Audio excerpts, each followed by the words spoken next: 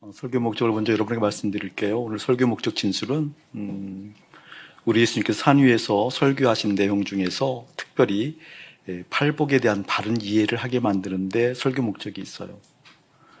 구약에도 보게 되어지면 특별히 성산, 거룩한 산, 그 산을 의미할 때에는 하나님의 임재가 있다 이런 생각을 가지고 있거든요. 구약에서도 그 산에 대해서 이야기할 때 하나님의 임재가 있고 하나님의 다스림이 있고 하나님의 뜻이 있을 때 산이란 표현을 많이 써요. 그래서 내가 산을 향하여 눈을 들리라. 나의 도움이 어디서 올고 천지를 지으신 여호와에게서로다 라고 얘기하잖아요. 이토록 산이라고 한다면 하나님의 임재, 하나님의 다스림, 하나님의 뜻이 있는 곳이다 라는 개념을 가지고 있는데 신약에 보게 되어지면 특별히 마태복음에 보게 되어지면 산 그러면 하나님의 계시, 다시 말하면 하나님의 뜻, 하나님의 말씀을 가르치는 곳으로 인식되어져요. 그래서 오늘 예수님께서 산 위에서 하나님의 뜻을 우리 가운데 나타내 보여주셔요. 그것 보고 산상수훈이다 이렇게 얘기해요. 산 위에서 하나님께서 말씀을 선포하십니다. 우리 예수님께서 말씀을 전해주십니다. 그런데 똑같은 산이라 할지라도 누가복음에 가게 되어지면 거기에는 우리 예수님이 기도하는 장면이 많이 나와요. 산 그러면 기도. 공이 같은 의미를 가지고 있어요. 산에서 하나님의 음성을 듣습니다. 산에서 하나님의 뜻을 받습니다.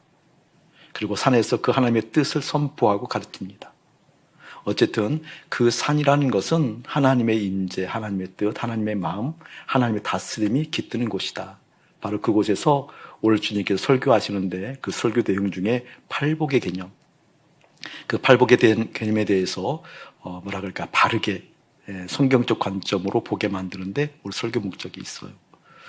보통 우리가 팔복 그러면 8가지의 복, 그래서 8가지 복을 다 취했으면 좋겠다. 내지는 이 8가지 복을 하나하나 취해 나가는 과정 가운데 그리스도의 장성한 분량에 이르는 것처럼 하나, 둘, 셋, 네 개 이렇게 계속해서 그 팔복이 내것되었을 때 오는 어떤 복의 영역이 확장되어지는 개념, 그런 개념이 성경에서 이야기하는 개념이 아니다라는 것을 보여주려고 하는 거예요. 오늘 이 팔복에 대한 개념은 어떠한 개념인 거니? 우리 하나님께서 관심이 있는 것이 있어요. 그 관심이 있는 것은 우리 하나님 자체는 복에 대한 개념에 관심이 있는 게 아니에요. 오늘 말씀에 보게 되면 팔복이 나오잖아요. 천국이 너희 것이야. 그리고 예를 들면 4절에 보게 되어지면 위로를 받을 거야. 이렇게 복에 대한 개념이 쭉 나오게 되어지잖아요. 8가지.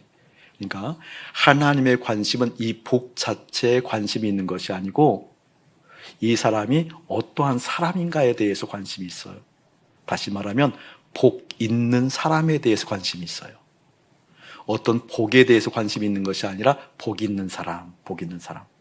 그래서 좀 지루하지만 여러분 줄 그어놓으셔 보셔요. 3절도 보게 되어지니까 심령이 가난한 자는 복이 있나니, 복 동그라미 치고 복이 있나니 줄 그어놓으셔야 돼요. 복이 있나니. 4절도 마찬가지예요. 복이 있나니 그랬죠. 복 동그라미 치고 복이 있나니. 5절도 복이 있나니.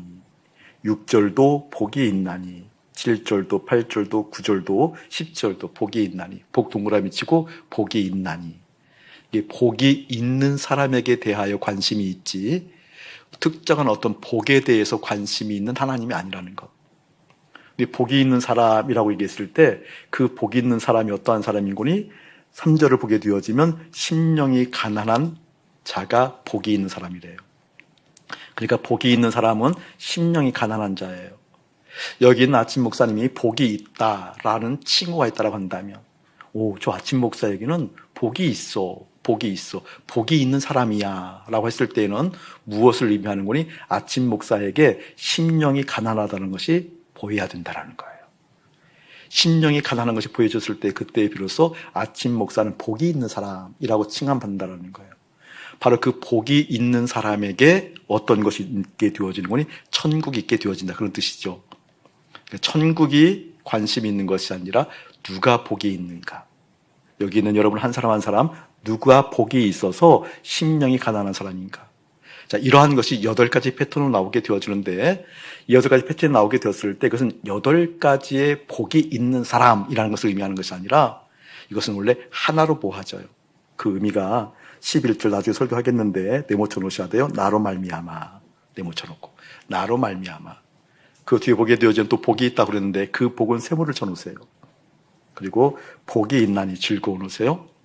여기 보게 되어지면 3절에서부터 10절까지 그 내용들을 쭉 보게 되어지면 나로 말미암아가 생략되어져 있다라고 봐도 돼요. 그러니까 3절에 대입해서 보게 되어지면 나로 말미암아 심령이 가난한 자는 복이 있다. 이 내가 누구예요? 예수님. 예수님으로 말미암아 심령이 가난해진 사람 보고 복이 있는 사람이다 이렇게 얘기한다라는 거예요. 아멘. 예수님으로 말미암아 애통하는 사람 보고 복이 있다고 얘기한다라는 거예요. 그렇기 때문에 8가지의 복은 누구로 말미암아 되었다고요? 예수님으로 말미암아.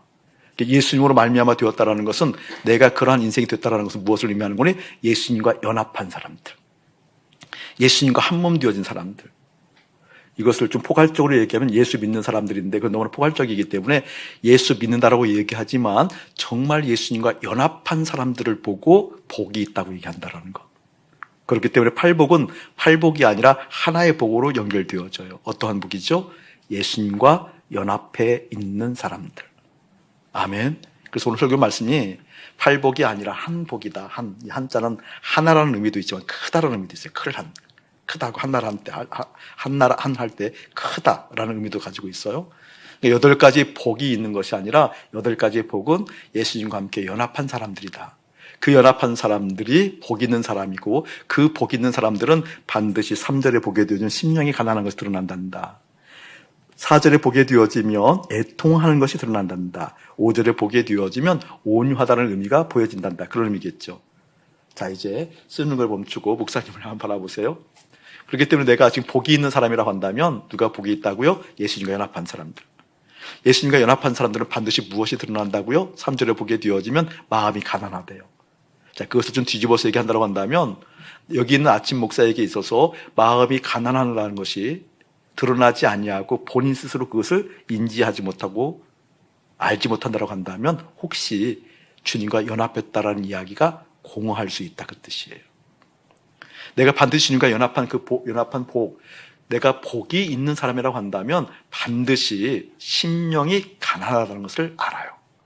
최소한 심령이 가난하지 못하는 것에 대해서 아파해요. 나는 예수님과 연합했다고 한다면 내 마음이 가난해야 되는데 내 마음이 가난하지 않고 이렇게 부자지? 어떡하라는 얘기야. 나 이러면 안 되는데 주님 어떡해요? 라고 최소한 그것에 대해서 애통하는 마음을 갖는다는 거예요. 오늘 말씀을 통해서 여러분이 복 있는 사람으로서 정말 확인이 되어지는, 최소한 그렇지 못한 것에 대해서 아파하는 그런 심정이 여러분에게 일어나기를 주님을 축복합니다. 자, 이것을 좀 더 구체적으로 얘기한다고 한다면 8가지의 복, 하나하나의 복을 취하고 하나하나의 취한 복의 계단을 밟아서 그리스도의 장성한 분량에 이르거나 천국에 이른다는 개념이 아니다라는 거예요. 이미 복이 있기 때문에 이렇게 되어진다라는 거예요. 아멘. 이렇게 복이 있기 때문에. 이 부분을 좀 더 다른 각도로 얘기하면 이런 거예요. 우리가 요셉을 얘기할 때 요셉이 총리가 되어지는 과정이 있잖아요. 그 과정을 보게 되어지면 참 어려운 일들이 많이 있었어요. 가족으로부터, 혈육으로부터 배반을 당하게 되어지고 노예로 팔려나가게 되어지니까. 노예로 팔려나갔을 때 그 심령이 얼마나 애렸겠어요. 아팠겠어요. 힘들었겠어요. 어려웠겠어요. 그러니까 형들로부터 팔려간 요셉의 마음은 우리가 참 헤아리기 쉽지 않잖아요. 그 아픈 마음이 있었어요. 자, 이럴 때 이렇게 아플 때에도 그것을 잘 견뎠기 때문에, 예를 들면 또 그러함에도 불구하고 노예로 팔려가서 보디발의 집에 머무를 때에도 주님 바라보려고 얼마나 했었어요. 그럼에도 불구하고 감옥 가게 되어지잖아요. 아니, 주님을 그토록 잘 섬기려고 하는데 어디에 오히려 들어가게 되어져요? 감옥에 가게 되어져요. 누명이 쓰게 되어져요. 오해를 사게 되어져요. 오히려 주님을 잘 믿으면 뭔가 잘 돌파가 되어지고 풀려야 되는데 오히려 꼬이는 것 같아요. 그 정도가 아니라 오히려 막혀요. 막히는 정도가 아니라 완전히 절망 상태, 감옥에 가게 되어져요. 자, 이러한 상태가 있을 때, 이런 환경이 있을 때 그때마다 그 환경을 잘 극복해서 총리가 되어진다. 그런 것을 잘 극복하고 대처하지 못하게 되어지면 총리가 안 되어진다. 이런 개념이 아니라 요셉에게는 이미 복이 있는 사람이기 때문에 그 환경마다 그 환경에 의해서 흔들리지 아니하고 그 환경을 이길 수 있는 힘이 공급되어졌다 그 뜻이에요. 이해되어져요?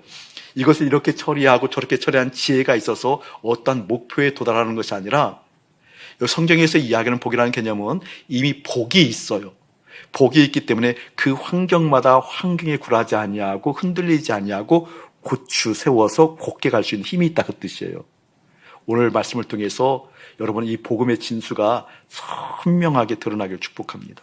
자, 이것을 또 다른 각도로 얘기해 볼게요. 요셉을 붙드신 하나님이 있었어요. 아멘. 그것을 우리가 신학적 용어로 얘기한다고 한다면 임마누엘, 함께한 거예요.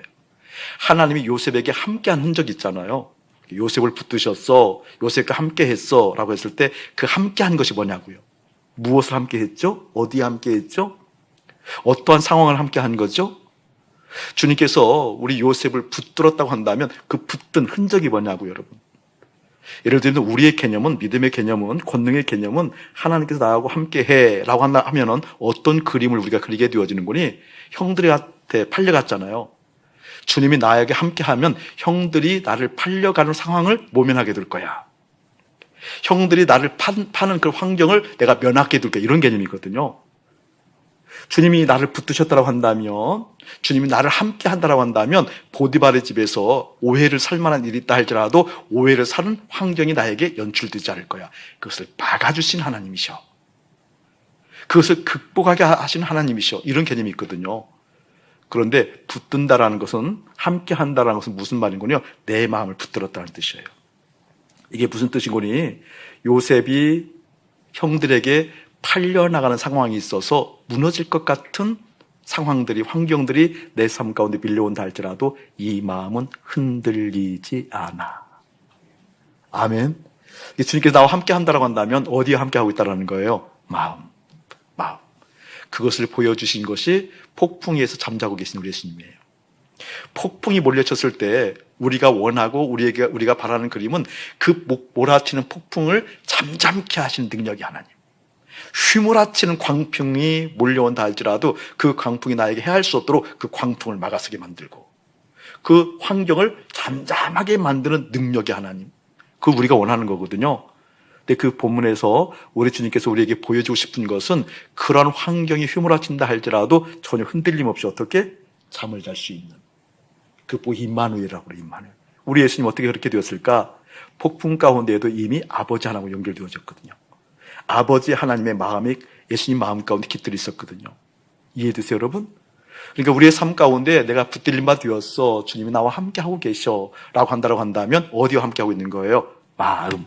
아멘. 여호수아 보세요. 담대하라, 두려워하지 말아라, 내가 너와 함께 하느니라.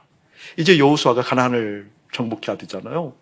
이미 군사력이 발달되어 있고 전략과 전술, 군사에 대한 개념들이 발달되어 있는 선진 문명을 가지고 있는 가나안을 정복했을 때 일개 노예에 불과했고 군사력이라는 전혀 그런 힘이 없는 백성들을 가지고 가나안을 정복하려고 했을 때 얼마나 큰 어려움이 왔겠어요.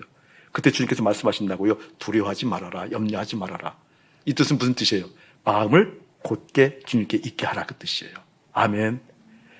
지금 사랑하는 여러분들에게 주님 함께 하셔라고 한다면 환경을 뒤흔들어서, 환경을 고추 세워서 환경을 바꾸시는 하나님이라기보다는 그 환경이 어떤 환경이든 관계없이 내 마음이 흔들리지 아니하는, 좋다고 내 마음이 막 좋아하고 힘들다고 내 마음이 낭망하는 그런 것이 아니라 어떠한 환경이든지 상관없이 내 마음이 주님께 가 있는.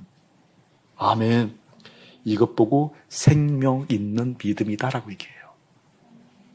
이것 보고 주님과 상관 있는 믿음이다라고 얘기해요. 내가 믿는다라고 고백했다고 믿음이 아니라 어떠한 환경이든지 흔들리지 않는 내 마음이 여기 있어요, 주님. 이것 보고 살아있는 믿음이라고 그래요. 10대 후반에 그 어린 나이에 마리아를 생각해 보라고요. 그 마리아에게 남자도 알지 못하는데 배가 불러오잖아요. 잉태했잖아요. 이때 오는 얼마나 큰 두려움이 마리아에게 임했겠어요. 근데 그 마리아에게 누가복음 1장 28절 보게 되어져 말하고 있거든요. 마리아야, 두려워하지 말아라. 주께서 너와 함께 하시느니라. 할렐루야. 아멘. 청년의 가슴이 뛰기를 예수님을 축복합니다. 춤을 춰도 추지 않는 이 청년의 세대를 주님 어찌할까요? 네, 그러함에도 불구하고 내 마음 흔들리지 않겠습니다. 그러함에도 불구하고 내 마음 흔들리지 않겠습니다. 그 마리아의 마음을 붙드신 하나님. 여러분, 그것은 자기의 인생이 어떻게 어디로 흘러갈지 알지 못하는 정말 두려운 일이잖아요. 두려운 일이잖아요. 근데 그 상황 가운데도 두려워하지 말아라. 이것은 무엇이다고요? 마음이 흔들리지 말아라. 흔들리지 말아라. 이 마음이 흔들리지 않는 그 마음을, 그 믿음을, 그 복음을 오늘 말씀을 통해 또 한 번 확인하게 될 거예요. 오늘 말씀 보게 되어지면 8복 8가지 복이 나온다고 그랬는데 그 8가지 복은 누구로 말미암아? 주님으로 말미암아. 주님과 연합한 사람들에게 그러한 일들이 일어난다라는 거예요. 이제 우리 예수님께서 공생애를 살아가잖아요. 공적인 삶을 살아갔을 때 제자들이 몰려오고 예수님을 따라가게 되어져요.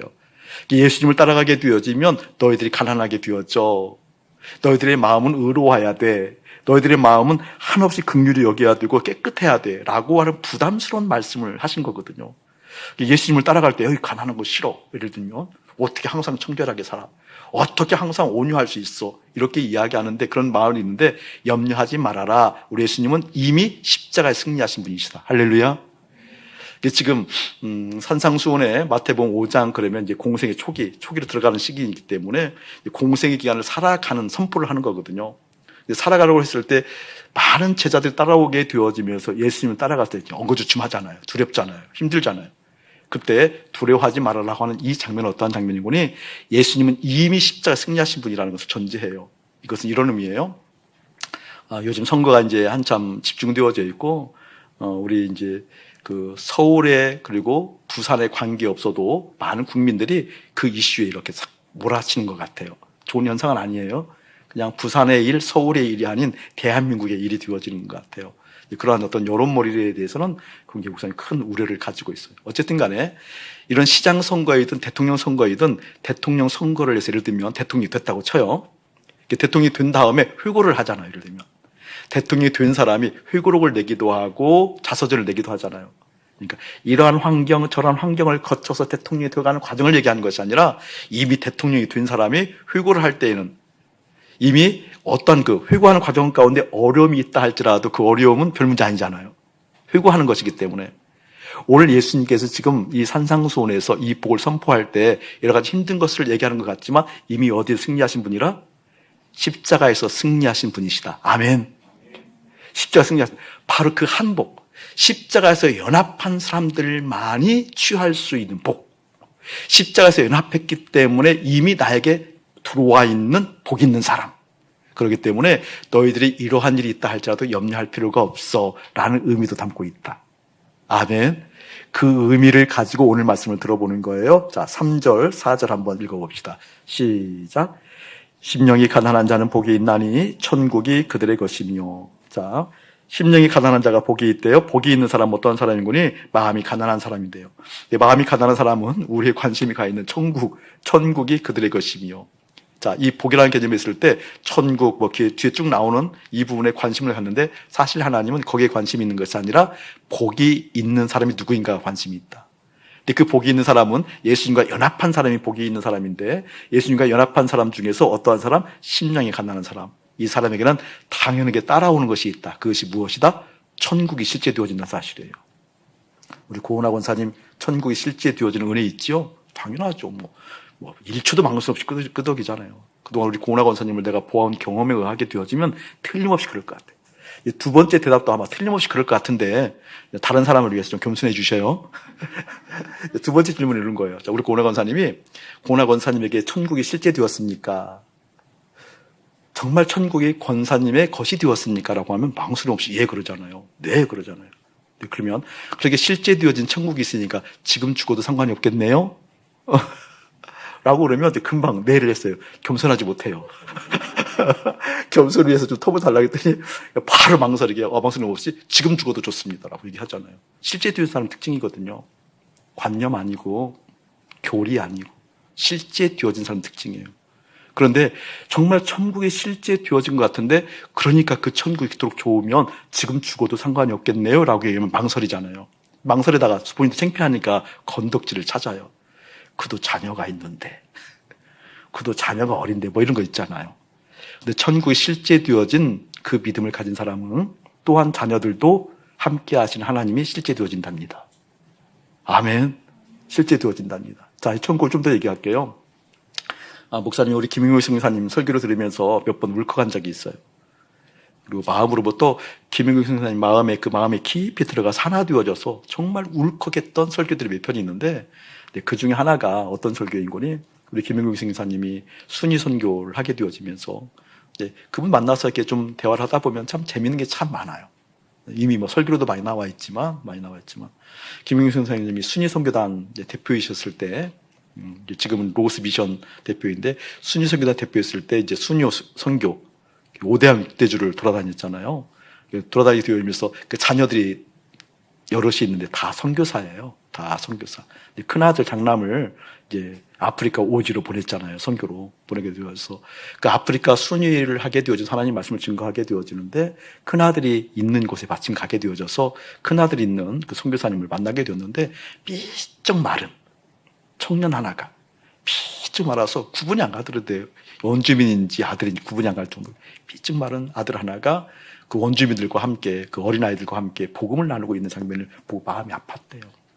같이 머물게 되어지면서 이제 고국으로 돌아오는 순간에 우리 김영익 선교사님 마음 가운데 좀 울컥했던 마음이 들었던 모양이에요. 그래서 하나님께 기도했대요. 하나님, 자리 바꾸어 주세요.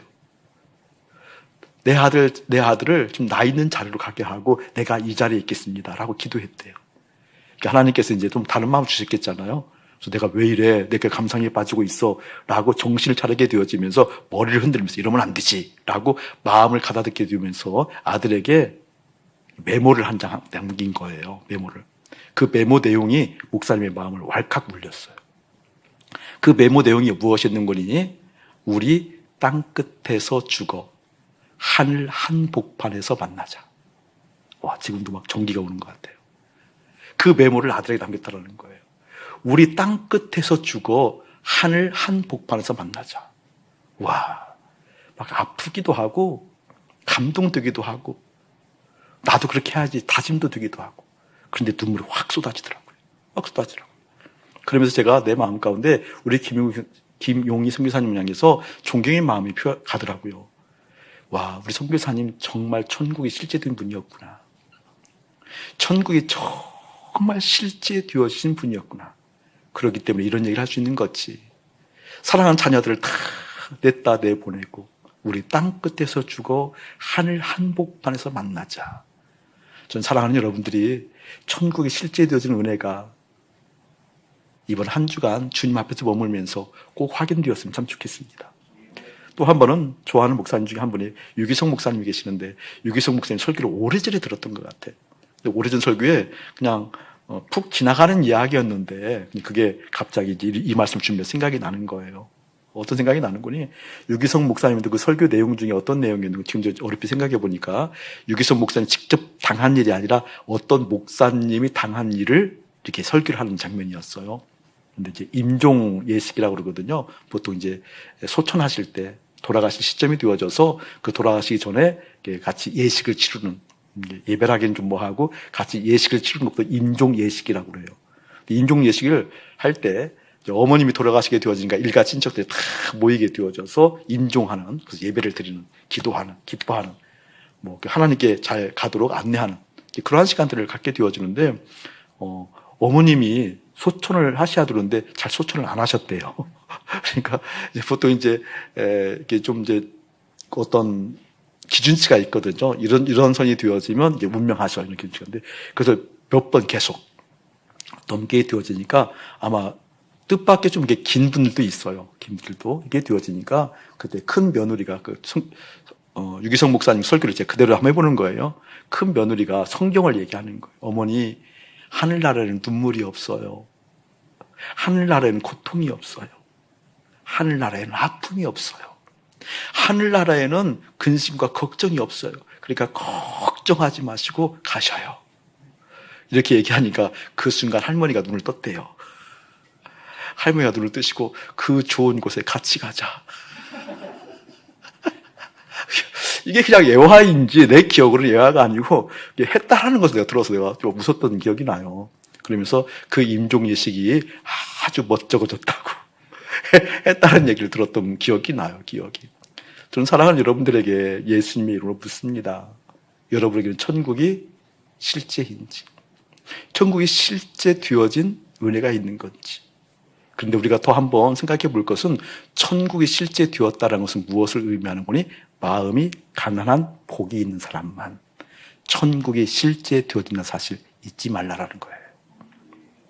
오늘 말씀이 분명하게 말씀하고 있다는 거예요. 심령이 가난한 자, 그러한 자들을 복이 있다고 얘기하는데 그 복이 있는 사람들에게는 천국이 그들의 것이며. 아멘. 천국이 내 것입니다. 천국이 실제 되었습니다. 천국이 실제 되었다고 하면 지금 죽을 수 있습니까? 네, 그렇다 할지라도 네, 그런 권사님을 볼 때 마음이 가난한 증거가 없다고 한다면 그 말은 상당하게 또 하나의 죄가 추가될 뿐이겠죠. 이해되죠, 여러분? 마음이 가난한 자가, 그러한 복이 있는 자가 복이 있다고 얘기하고 그 복을 가진 사람들이 어떻게? 천국은 실제 되어지는 것이다. 아멘. 실제 되어지는 것이다. 와, 우리 김용승 선생님에게 그 복이 있었구나. 그 복이 있었구나. 자, 그렇다 한다면 심령이 가난하다는 것을 좀 더 구체적으로 살펴봐야 돼요. 관념으로 머무르면 안 돼요. 구체적으로 예화를 들 테니까. 심령이 가난하다는 것은 이런 것을 의미해요. 자, 가난과 부자를 한번 비교해 보자고요. 이것을 좀 이해를 돕기 위해서, 이해하기 위해서 이렇게 예를 들어볼게요. 부자라고 한다면 쓸 수 있는 능력이 있는 것 부자라고 그래요. 쓰고 안 쓰고는 그 다음 차원이고 1차적으로 쓸 수 있는 능력이 있는 것이 부자예요. 재정적으로 부자가 되어지면 돈을 쓸 수 있는 능력을 일단 확보한 거죠. 쓸 수 있는 능력이 있는 것이 부자예요. 내가 건강해 부자예요. 예를 들면 제가 늘 건강이 부자가 안 되고 건강이 가난해요. 그래서 목사님 늘 힘들어요. 사실은 보기엔 괜찮은데 이게 보기처럼 괜찮았으면 좋겠는데 비웃고 있어요 지금. 근데 늘 몸이 육신이 가난해요. 가난해서 몸을 잘 못 써요. 그러니까 금방 피곤하고 금방 다운되어지고 번아웃 되어지고 그래서 막 여러 가지 닌 걸로 보충하고 해도 쉽지 않아요. 여러분 몸이 가난하게 되어지면 할 일을 잘 못해요. 그래서 젊은 날에 여러분 많은 나이에 몸 관리 잘 하셔야 돼요. 아멘. 실컷 만나도 살펴야 돼요.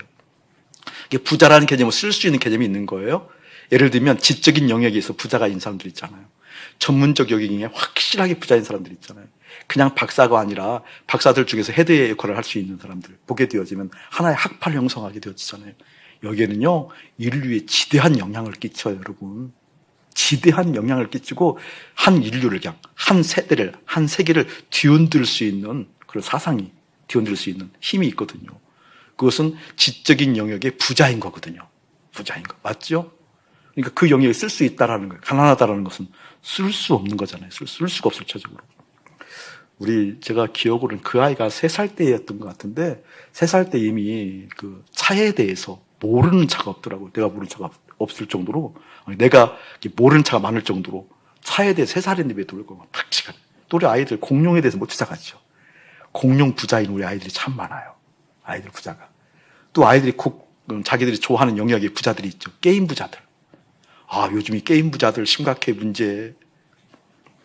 게임 부자인 청년들 조합해서 회개했으면 참 좋겠습니다. 자나깨나 눈만 뜨면 게임에 몰두하는 이 게임 부자들. 벌써 눈이 다 들통나네. 표시 다 하네. 게임 부자들 있네. 세상에. 게임 부자들. 이런 부자들의 영역이 있다, 부자들 영역. 제가 주로 이제 아이들 예를 드는 것은 여러분에게 굳이 예를 들기가 미안해서 그런 거예요. 여러분도 깨달았으면 참 좋겠어요. 아멘. 부자 영역들. 여러분 가난하다고 하면 쓸 수 있는 영역이 없는 거죠. 심령이 가난해. 그런 사람들은 복이 있는 사람들이야. 그 복이 있는 사람들은 천국이 그들의 것이야 라고 하는 내용이 어떤 내용일까? 이 말은요, 그 마음이 이 땅에 쓸 수 있는 마음이 없는 사람들. 심령이 가난하다는 건 다른 얘기가 아니에요. 이 세상에 마음을 쓸 수 없는 상태에 놓인 사람들. 최소한 이 세상에 마음 쓰면 안 되는데 내 마음은 천국을 지향하고 있는데 내 마음이 땅에 가 있는 것에 대해서 애통하는 사람들. 이게 심령이 가난한 사람들입니다. 누가 천국이 실제 되어지고 천국을 소유하는가? 그것은 말의 유의가 아니고 믿습니다라고 하는 자기 신념화되어진 굳은 결의가 아니라 결단이 아니라 이렇게 하겠습니다라고 선언이 아니라 실제 내 마음이 이 땅에 쓸 수 없는 상황에 놓여져 있는 사람들. 이 세상의 가치에 내 마음을 쓰지 않는 사람들. 이 세상 속에 내 마음을 빼앗기지 않는 사람들. 그 사람들이 복이 있는 사람들이었고 그 사람들이 천국을 소유했단다. 아멘. 아멘. 아멘. 아멘. 여러분 이 개념을 잘 구별하셔야 돼요. 이제는 그냥 말씀을 전하면 단편으로 듣는 것도 중요하지만 그 말씀이 서로 연결되어져야 돼요. 자, 요셉을 보게 되어지면 요셉이 이 세상에 쓸 마음이 없었어요. 하나님께 썼죠. 팔려갈 때에도 누가 붙드셨어요? 하나님 붙드셨어. 팔려갈 때도 속상한 것이 있었고 아픈 것이 있었고 힘든 것이 있었고 억울한 것도 있었겠지만 그 억울하고 아프고 힘든 것이 주님을 향한 마음들을 넘어가지 못했잖아요. 그랬죠? 그러니까 이 세상에 마음을 쓰지 않아 이 세상에 쓸 수 있는 마음이 없어 라는 것은 이 세상에 대해서 무관하게 산다 그런 개념이 아니라는 거예요. 여러분 요셉이 이 세상에 무관하게 살았어요? 아니요. 누구보다도 성실하게 살았어요. 누구보다도 열심히 살았어요. 마음을 다해서 살았다니까요. 그런데 그 마음을 다한 것이 어떠한 마음이었냐고요? 하나님께 마음을 다 쓰고 이 세상에 쓰지 아니하였더니 그때 그 하나님께서 주시는 생각이 요셉에게 있다니까요. 그때 하나님께서 요셉에게 주시는 성실함, 또 아이디어, 생각, 전략, 전술이 있다니까요. 이걸로 살아가는 거예요. 이 의미가 여러분에 다가오길 축복해요. 그런데 이것 없이 좋은 뜻이라고, 선한 영역을 발휘할 수 있는 생각이라고 그것에 마음을 다 써버리면 망합니다. 지금 선거철인데 우리 국민을 위해서 정말 좋은 계획을 가지고 있어요. 좋은 생각을 가지고 있어요. 그렇기 때문에 이 좋은 생각이 진실이에요. 진실이라 바꿔진다 할지라도 그것을 세상에 쏟는 것이 개념이라고 한다면, 주님께 쏟는 마음이 먼저 아니었다고 한다면 반드시 망한다. 우리 근대사에 보게 되어지면 장로님 출신 대통령이 몇 분 계셨어요. 그렇죠?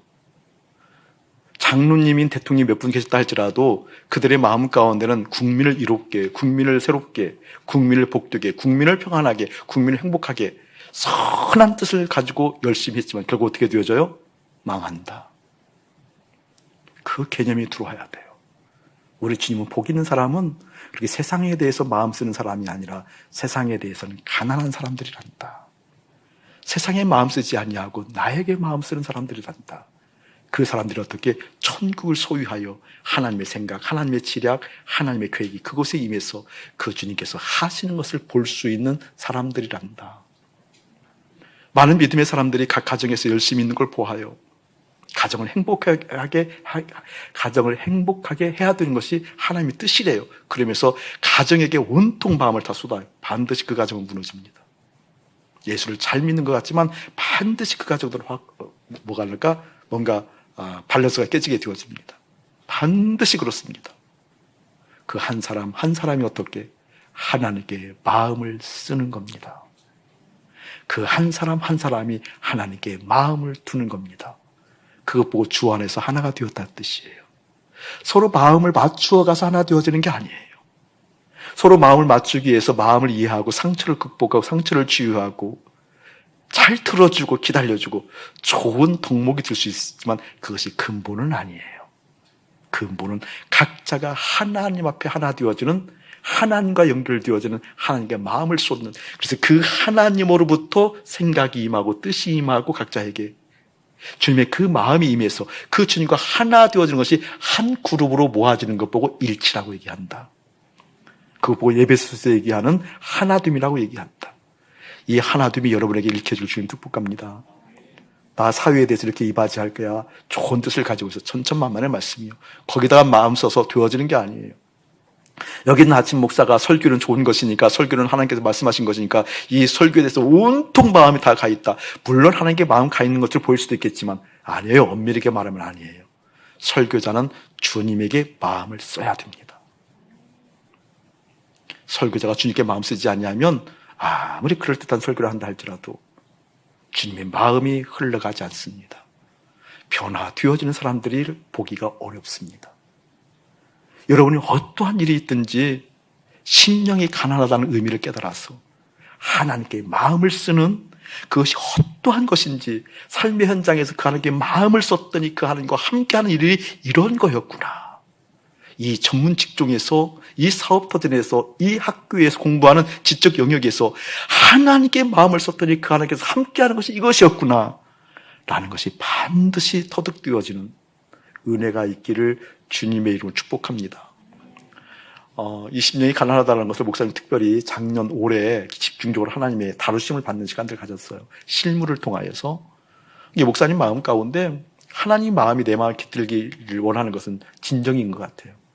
그런데 그게 잘 안 돼요. 여기 하나님만 머물러 계셔야되는데, 하나님만 내 안에 계셔야되는데 그렇게 되지 않는 실물 교육을 통해서 어지없이 무너지는 나를 보고 아파하는 시간들. 그 가운데 하나가 저희 아버님이에요. 아버님을 우리가 모시게 되어지면서, 어머님을 모시게 되어지면서 그 이유는 딱 하나예요. 아버님은 평생 예수를 믿은 사람이거든요. 우리 아버님은 교육자로서 평생 지내신 분이기 때문에 성품이 참 고우셔요. 반듯하셔요. 담백하셔요. 그리고 남들이 보기에 되어지면 굉장히 단정하신 분이에요. 말수도 적으신 분이고 자기 관리가 철저하신 분이에요. 산에 가는 시간, 내려오는 시간, 그리고 책상에 머무는 시간, 이런 것이 분명하신 분이에요. 더군다나 평생 예수를 믿어왔기 때문에 남들이 볼 때는 존경을 받을 만한 구석이 있어요. 그리고 이제 평생 주님을 섬겼던 분이기 때문에 교회에서도 많은 사람들이, 믿음의 사람이라고 얘기를 하죠. 그런데 목사의 눈은 벗어날 수 없다. 목사 아들의 눈에 보게 되어지면 아버지에게 천국이 실제 되어지지 못한 것이 너무나 분명한 거예요. 천국이 실제 되어지지 못한 것이 너무나 분명한 거예요. 그래서 그 아버지, 어머니를 좀 몸이 힘들었을 때 모시기 시작한 거예요. 이유는 딱 하나예요. 하나님, 아버지, 어머니가 천국이 실제 되어지기를 원합니다. 근데 그런 과정을 모시게 되어지면서, 힘든 걸 모시게 되어지면서 작년 7개월 전에, 작년에 급성 췌장염이라는 것이 왔어요. 급성으로 시장님 오게 되니까 갑자기 아버님이 너무 고통스러워하는 거예요. 그래서 병원에 같이 갔는데, 급하게 가게 되었는데 병원에서 갑자기 엄청난 이야기를 하는 거예요. 이대로 놔두면 2, 3일 안으로 돌아가십니다. 수술을 바로 해야 됩니다. 지체하지 않고 수술을 해야 됩니다. 그럼 수술을 하게 되어지면 완쾌가 되어집니까? 아니요. 그것도 50%의 확률밖에 없습니다. 수술을 해도 살아날 수 있는 것은 50%의 확률밖에 없습니다.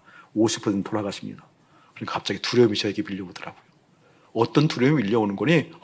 아버지는 천국에 대해서 실제가 되어지지 않았는데, 지금 돌아가시면 천국을 소유할 수 없는데, 그럴 때 되게 예수를 믿으신 분이라고 남들은 평가할지 모르지만 나는 아는데 마음이 두려웠어요. 급했어요. 그래서 그 병원에서 남들이 있거나 없고 상관없이 그 자세에 무릎을 꿇었어요. 하나님 기회해 주세요. 하나님 살려주세요. 하나님 지금 수술을 해야 되는지 안 해야 되는지 분명히 알게 해주세요. 병원에서는 빨리 해야 되니까 가족들이 빨리 모여서 회의를 하고 수술을 할 것인지 말아야 할 것인지 결정하라. 수술 않게 되어지면 진통제를 암을 투여해도 그 고통은 너무나 크고 길어도 2, 3일 안으로 돌아가신다. 수술을 해도 50%의 가망성이 없는데 내가 병원 원장으로서 권면하는 것은 수술을 바로 해야 된다. 이렇게 권면하니까 어떻게 해볼 수가 없는 거죠.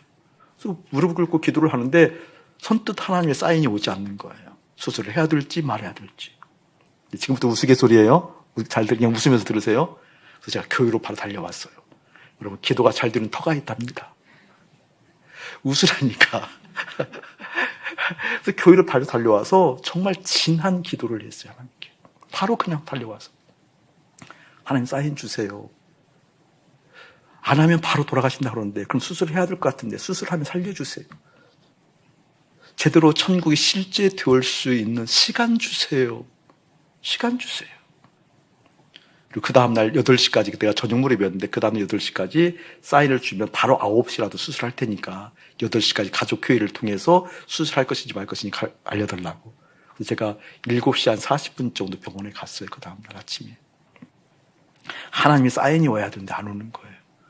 그때 로비에는 사람들이 별로 없었어요. 보통 사람들 한 8시 반부터는 오기 시작하는데 사람들이 없었어요. 별로. 그래서 무릎을 꿇고 하나님께 기도해요. 하나님 사인 주세요. 수술을 해야 돼요? 안 해야 돼요? 지금 얘기를 해야 되는데. 가족들은 전체 모든 일들을 저에게 이름을 했는데, 형제들은 다 저에게 이름을 했는데 어떻게 해야 돼요? 하나님. 10분 전에도 사인이 안 오는 거예요. 5분 전에도 사인이 안 오는 거예요. 3분 전에 원장 선생님하고 그런 얘기를 했었는데, 근데 그 옆에 방에 있는 내과 선생님이 지나가시더라고요. 지나가시면서 저를 알아보더라고요. 오, 목사님, 그러시더라고요. 목사님 가시다가 좀 멈춰더니, 참, 어제 저녁에 아버님 입원하셨죠? 아버님 그런 상태로 수술하면 돌아가셔요. 바로 돌아가셔요. 쑥 들어가시는 거예요. 여러분들 별 감흥이 없네? 저는요, 그냥 어처구니 없더라고요. 이렇게 기도를 다 해놓고도 응답이 오니까. 상관없으신 분이라니까요. 다른 방에 있는 선생님이셔요. 우연히 저를 보고 목사님 그러더니 지나가다 참 어제 목사님 아버님 입원하셨죠? 아이고 목사님 아버님 그런 상태로 수술하시면 그냥 바로 돌아가셔요. 그래서 들어가더라고요. 수술 안 했죠. 그 아버님이 지금도 살아계셔요. 7개월이 지나 살아계셔요. 근데 문제는 복음이 흘러가야 되잖아요. 천국이 실제 되어지잖아요. 근데 작년도 마찬가지로 올해보다 지금보다 같은 의미로 코로나 문제 때문에 모든 병원이 연휴가 안 되잖아요. 어떻게 해볼 수가 없는 거예요. 그래서 원장 선생님하고 긴밀하게 반협박 비슷하게 해서 아버님을 1인실로 옮기고 우리가 자유스럽게 드나들 수 있는 보호자 역할을 하면서 24시간 함께 있게 되어지면서 복음을 얘기하는 거예요. 천국이 실제 되어지는 얘기를 하는 거예요.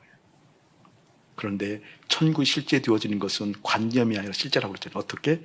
심령이 가난한 자들이 복이 있는 사람이 그 사람이 어떻게? 천국이 실제 되어진다. 아, 그렇군요, 주님. 주님께 마음 쓰지 않냐고 이 세상에 썼던 것을 회개해야 되는 거군요. 좋은 이름 아래 행복해야 돼, 사랑해야 돼, 기뻐해야 돼, 성취해야 돼, 이러한 단어에 속아서 가정을 중심으로 자기 뜻을 중심으로 살아왔던, 내 마음을 썼던, 세상에 대해서 부자가 되었던 그 마음들을 실질적으로 아버지가 깨달아야 되는 거구나. 그때부터 얘기하는 거예요. 아버지가 그동안 수고하고 애쓴 것 너무나 감사해요. 그러나 이 시점에 와서 보게 되어지니까 그것은 감사한 일이 아니었고 천국을 소유하지 못한 속은 일이었어요. 아버지의 마음을 어디에 썼지요? 그토록 사랑하는 아들에게 쓴 것이 감사한 줄 알았는데 지금은 그것이 너무 아파요, 아버지.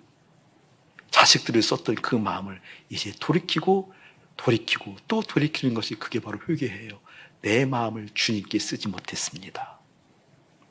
오히려 세상에 대해서는 부자가 되어진 마음이었고 하나님에 대해서는 가난한 마음이었습니다. 이 회개하는 시간이 7개월 걸렸다. 7개월 걸렸다. 전 사랑하는 여러분 심령 가운데 지금 내 마음을 어디에 쓰고 있는지가 선명하게 보였으면 참 좋겠습니다.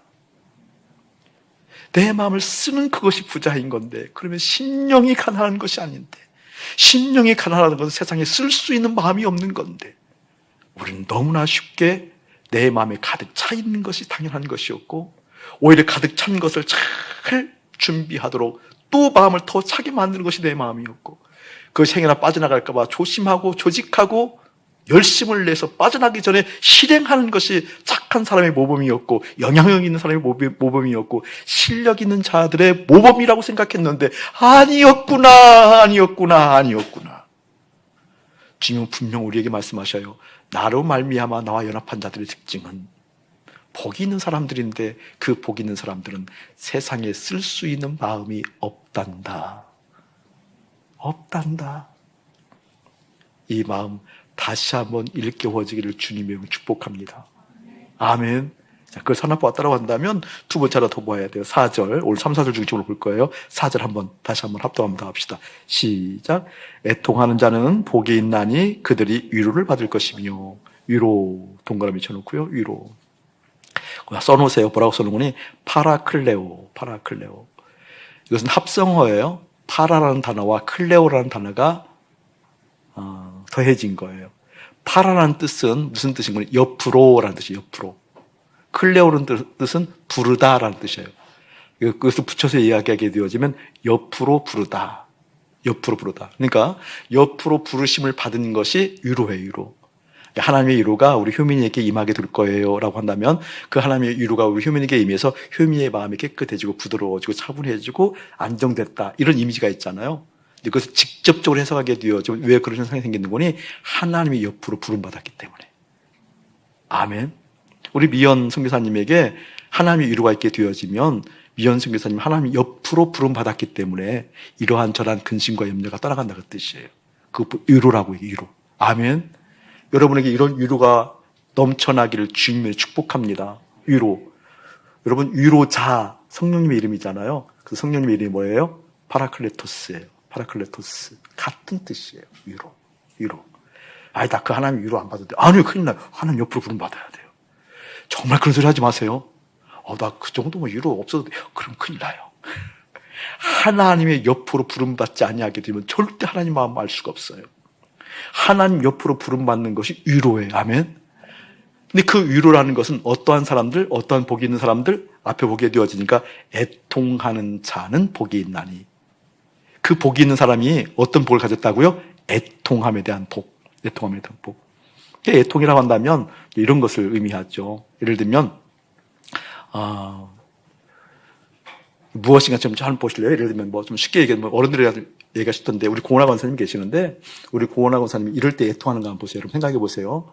우리 고은하 스님이 가면은 내 생물이 있어요. 각기 다른 성향을 가진 내 자녀가 있어요. 내 자녀가 한결같이 하나님의 큰 은혜를 받아서 갑자기 박사학위를 받게 되어지고 유엔 사무총장이 되어지고 그리고 인류를 다시 한번 새롭게 생기가 되살아날 어떤 그런 것을 발명하는 발명가가 나타나게 되어지고 예를 들면 이렇게 넘치도록 그런 것이 있어요. 그럴 때 우리 고은하 권사는 애통한다 이렇게 얘기해요. 근데 애통하려 했을 때 의미적으로 그렇죠. 그런데 이제 그럴 때는 애통이라는 단어를 안 쓰잖아요. 애통이라는 것은 뭔가 꼭 필요한데 부족할 때 애통함이 일어나잖아요.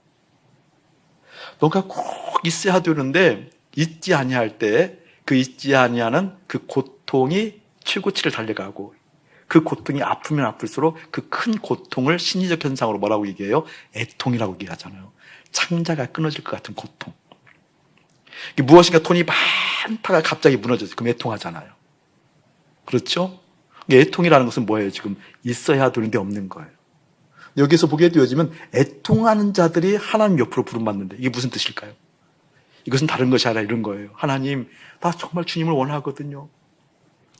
이 세상에 쓸 마음이 없고 이 세상에 쓸 수 있는 마음이 없고 이 세상에 쓰고 싶어도 안 되기 때문에 쓰지 않고 나 주님을 바라보아서 천국이 실제 되어져야 되는데 하나님 천국이 실제 되지 않아요. 나 하나님으로 부자가 되어져야 되는데 하나님이 내 마음에서 하나님이 부자가 되어지고 천국이 실제가 되어져야 되는데 천국이 실제 되어지지 않아요. 나 죽겠어요 하는 것이 애통이에요. 여러분 그런 사람들이 얼마나 있냐고요. 하나님이 내 마음에 채워지지 않아서 아파하는 사람들이 얼마나 있냐고요. 하나님이 내 마음 가운데 가득 채워지지 않아서 금식하고 아파하고 눈물 흘리고 죽겠다라고 어떻게 해야 되겠냐고 이야기하는 사람이 얼마나 되냐고요. 목사님에게는 그 애통의 복이 있는 것 같아요. 목사의 마음 가운데 하나님 담겨져야 되는데 정말 목사의 마음 가운데 하나님이 담겨져서 하나님 쫓아가야 되는데 하나님 따라가야 되는데 하나님 안 돼요. 죽겠어요. 이놈의 죄가 지긋지긋해요. 이 실존이 지긋지긋해요. 이 존재로적 죄인의 모습이 죄의 공장이 지긋지긋해요. 다 주님으로 부자 되어져야 되는데 이게 애통함이에요. 아멘. 그 애통함 있는 사람들은 어떻게 해요? 하나님 옆으로 부름받아져서 너의 실존이 죄의 공장, 쇳덩어리다 할지라도 내 보혈, 내 피, 내 예수, 내 아들, 내 예수의 이름으로 어떻게 거듭난 인생이 될 수 있다는 확증을 주셔요. 확신을 주셔요. 죄 같은 인생, 죄가 곧 나이고 내가 곧 죄라 할지라도 주님의 은혜로 사는구나 라는 것 때문에 어떻게 안심이 되어져요. 잘못 나갔다가도 돌아와요.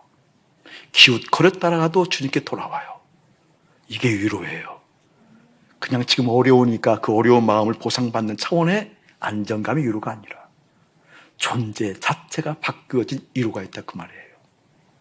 존재 자체가 주님 앞에 있어서 그 든든함이 있어서 그래요 나는 이렇게 주님으로부터 부름받은 하나님의 사람이기 때문에 힘들고 어렵고 곤고한 상황이 온다 할지라도 나 사람 예수 그리스도의 이름을 명하니 너희들은 손도 대지 못할지어다라고 얘기하며 한 걸음 한 걸음 나갈 수 있는 힘이 생기는 것, 그게 위로예요. 누구에게? 애통하는 사람에게.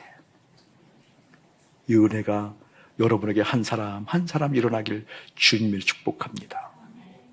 이 애통이, 이 마음의 가난함이 누구에게? 나로 말미암아 누구? 예수님과 함께 연합한 자들을 통하여서.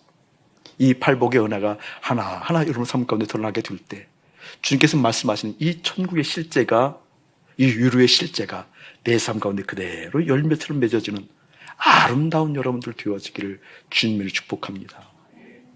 이번 주부터 고난주간이잖아요. 특별히 고난주간에 이 팔복을 얘기하고 한 복을 이야기하게 되는 이유가 있어요. 한 주간 주님을 바라보고 묵상하고 주님과 함께 연합하는 일들을 통하여서 여러분 심령이 가난해졌으면 좋겠다는 마음이 드는 거예요. 여러분 심령이 가난해져야 되는데 가난해질 수 없는 것 때문에 애통하는 시간대가 됐으면 좋겠던 거예요. 그래서 이 고난주간에 내 마음이 가난해지고 그러지 못할 때마다 애통함으로 말미암아 하나님의 위로가 깃들어서 어떻게? 천국이 실제였구나. 천국이 실제였구나. 내가 천국을 사는 사람이었구나. 라는 영광스러움이 예수의 이름으로 가득할지어다. 여러분에게 하나님의 사람 생명 있는 믿음을 소유했다라는 것, 그것은 절대 기준이 있어요. 최고의 기준이고 최선의 기준이 있어요. 그것은 지금 그 예수님이 내 마음에 계신가예요. 아멘. 지금 그 예수님이 내 마음에 계신가 확인되지 않은 설교자의 설교 의미 없어요. 최고의 웅변으로 말씀드리는 거예요. 지금 예수님이 내 마음에 확인되지 아니하는 선한 뜻, 인류를 향한 이바지할 수 있는 큰 계획들 의미 없어요. 지금 그 주님이 나와 함께 계시는가? 아멘. 사실 저희 아버지 어제 임종 예배를 식구들이 드렸어요. 아버지 지난 주간에 굉장히 어려웠어요. 목요일 날 우리 순자이들 만나야 되는데 어쩌면 목요일 날 운명하실 수도 있겠다라는 마음이 들었어요. 아침에 주님께 사인을 구했어요. 하나님, 시간을 목요일 날, 금요일 날 촉박한데 사인을 좀 주세요. 네, 목요일 날 아침에 아내가 아버지의 혈압을 재더니 혈압이 조금 올라가네. 이 마음이 또 저에게 응답으로 다가온 거예요. 그래서 목요일 날 순전히 모임을 할 수가 있었어요.